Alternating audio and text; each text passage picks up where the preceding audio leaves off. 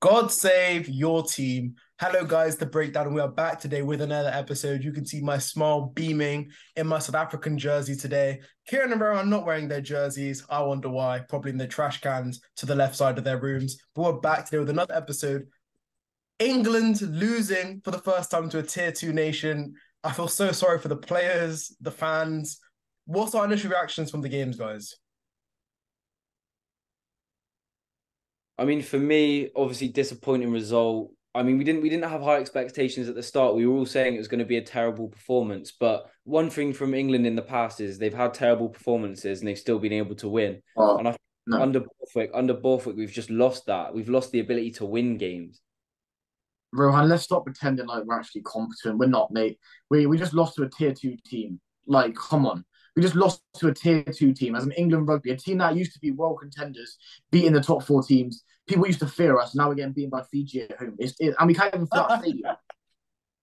Look. Let's be true. Let's be honest about it. Let's be really honest. It's the most depressing time to be an England fan. It really is. You can't win a game. Borthwick is nothing. He's just useless, and the players on the pitch don't have any pride or passion. So what? Where do we go from here? From here, tell me, Rohan. I think you just listen. It's so easy to look at this now and say, "Oh, England are in the mud. We are in the mud. Yeah, okay, we're not going to do well at the World Cup." All it takes is one good 80-minute performance against No, Argentina, and all of a no. sudden, like all of a sudden, we've got an easy run to the semi-finals. But I don't think we have a good 80 minutes in us, Rohan. That's the point. I don't think you have a good 10. Well, look. You talk about England having good passages to play. We're going to do in game, talk about in game, right? First 10 minutes was the best bit of rugby England have played all year, right? They looked direct, they played with intent, and that's what led up to the Johnny May try, right? England were playing with something, they were playing with passion, they're playing with intensity. Then after that, what actually happened to England? George Ford seemed that well, like every single try or scoring opportunity that came England's way, he said, "You know what I'm going to do? You know what I'm going to do? I'm going to kick it." Every single time when England were threatening, kick, kick, kick, kick. Can somebody explain that for me? It doesn't make sense. The difference between England kicking and the top two teams kicking is that the other teams kick with a purpose. England don't. They kick out of hand and they kick without a purpose. And France are very clinical with their kicking and it gets them field position. Whereas Mm. with England, they just kick and kick and kick and they get no results from it. Couldn't agree more with that. I don't think there's really any direction in the England team, as Kieran said. When we kick, it almost seems like that's what we're coached to do. That's what we're told to do. So we just kick it because Steve Borthwick told us to. In terms of our attack, I don't think we have an attack. I don't think when we attack, it doesn't look like we want to score a try. We want to make line breaks. We want to create opportunities. Everything is just there so we can set up a kick. I think I we talk. think I just want to add a point. I think we're trying to emulate what France and New Zealand and Ireland and South Africa are trying to do right now without the players and without the passion No, to win a game. I don't think we can emulate anything close to what they're producing right now. I, And I think I, as England fans, we've got to be honest and say when we haven't got a team that can win a World Cup, we haven't got the same tactics to win a World Cup, and if we have in a boxing term a knockout punch that can win us at this World Cup, I'll be very very surprised. no, yeah, Kieran, that's I'm right. going. I'm going to disagree with you and say that England aren't playing like France because France have a structure. No, nobody can look at England for 80 minutes and tell me what their sole purpose actually is, and tell me what sort of structure they're playing with. Manu Tuolangi, for me, as 12, right, provides nothing for England. Compare him to an Esterhuizen, compare him to a Dante, compare him to a Geordie Barrett, who can, yes, crash the ball when needed, but can also have a playmaking ability. Why is Tuolangi still in the England setup? Ollie Lawrence, player of the season for Bath. He's been bang average in an England jersey. Like these are the conversations we need to be I having. disagree. I disagree with that. I think Ollie Lawrence has been very good when he's put the England shirt on. But back to Kieran's point on sort of the players. We don't have the players to win a World Cup. I You agree. do. I think You do. in the current climate, we have the players in the situation that we're in to make a semi-finals. I do believe that. You're going to call me delusional, I know. No. I think with the run that we have, the teams that we have to beat, we should beat them. Let's be honest, we should No. beat them. Rohan, can I just say right now, right? England versus Wales, England versus Australia. England, if Australia faced them in a quarter final, England will be one of the easiest teams Australia's played this year. Australia's played France, New Zealand, South Africa, Argentina. That's who Australia. That's true. Australia's played hard teams. Australia will make mincemeat out of England.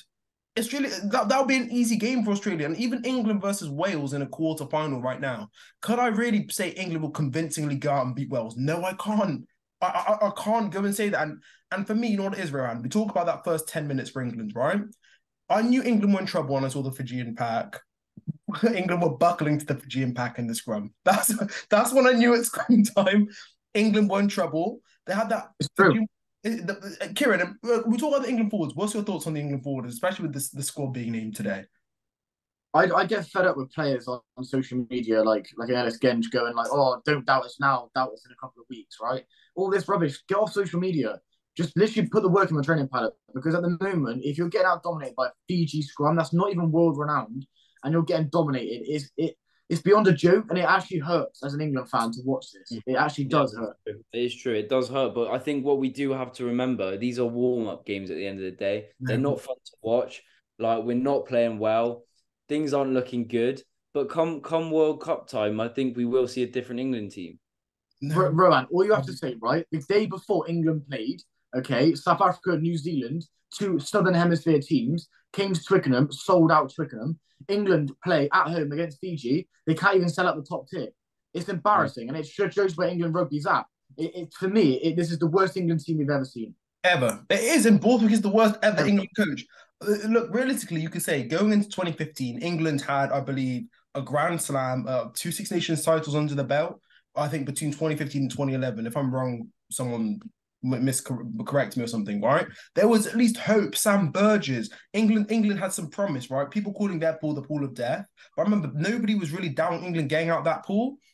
But now people have really questioned whether England can beat Japan, can go and beat Samoa's in your pool. The way they played against Ireland yesterday, Jesus Christ, you guys have got your work cut out. If I'm going to be honest, do you guys think you can? Wait. Let's get away from England for a moment. Let's talk about Fiji. I think for me, Fiji's backs literally out like they are just clinical. I mean, their scrum half for me, he was electric. He was a glimpse of what Dupont is, in my opinion, for about 80 minutes. And I think England just couldn't deal with the physicality, and they couldn't deal with. I said before the game, England can't deal with athletic people. They can't deal with a messy kind of game.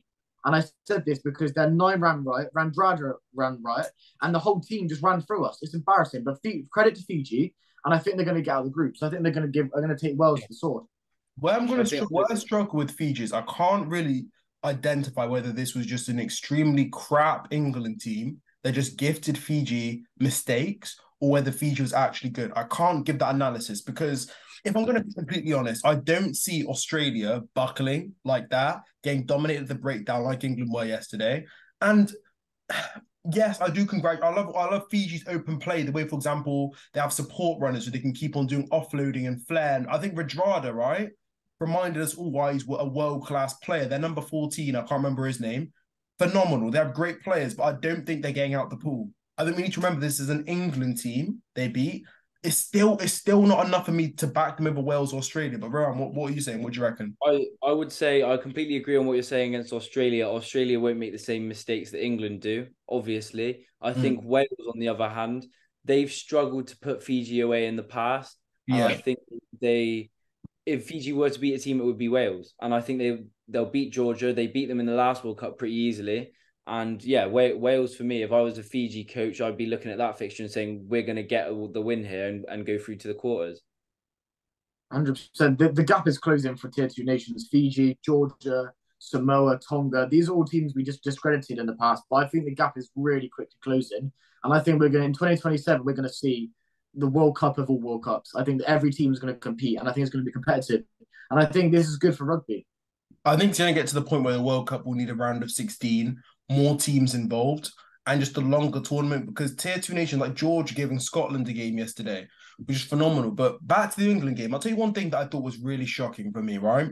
Marcus Smith, at 22 years old, right, having to be basically the captain for that team when you've got guys like Maro Toje, Joe Marler, Dan Cole, Courtney Laws, Ben Earl on the pitch. These are all guys that are older than Manu Tuolangi. He is a youngsters having to say, come on, guys, let's go. For me, right, as much as I slandered Marcus Smith, he's the future England captain. He's done that the last 2 games, right? It shows to me that he's at least somebody that wants to win. But I don't think the players believe they're going to have a good World Cup run. And do you guys, looking at the players, do you think they believe themselves they can go and win the World Cup?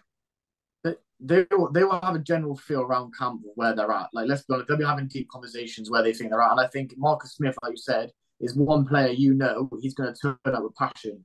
When you see, like, for me, if a player gives away a penalty, right, they just jog back like a bit brain dead of what they just done. Marcus Smith, he's kicking himself, he's hungry.